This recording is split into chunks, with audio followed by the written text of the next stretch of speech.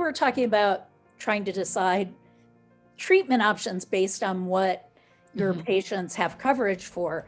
But could you tell us a little bit about what those treatment options are, what's available, and how do you determine, setting aside the coverage issue for a moment, what works best for each individual patient? So when we think about types of therapy for the treatment of obesity, we think of things in the lifestyle realm. That would be things looking at diet quality, physical activity. Behavioral may get into things like sleep or history of other mood disorders, let's say depression, anxiety, that may preclude our ability to be successful with lifestyle interventions.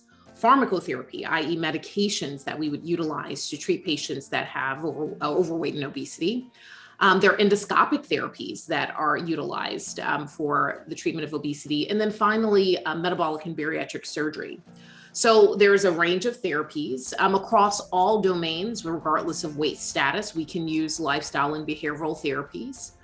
We begin to entertain the use of pharmacotherapy based upon certain guidelines. So the American College of Cardiology, the American Heart Association, the Obesity Society have guidelines that say using BMI criteria, BMI of 27 plus certain obesity-related diseases such as hypertension, obstructive sleep apnea, heart disease, for example, would be a place to start pharmacotherapy.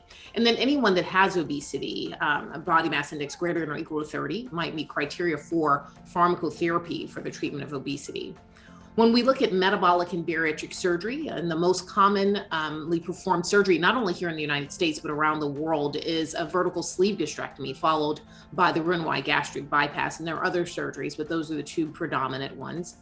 Can be utilized in individuals, both pediatric and adult patients that have severe obesity. So body mass index greater than or equal to 40, or a body mass index of 35, which is moderate obesity with one of those major obesity associated complications like obstructive sleep apnea, type 2 diabetes, heart disease, for example.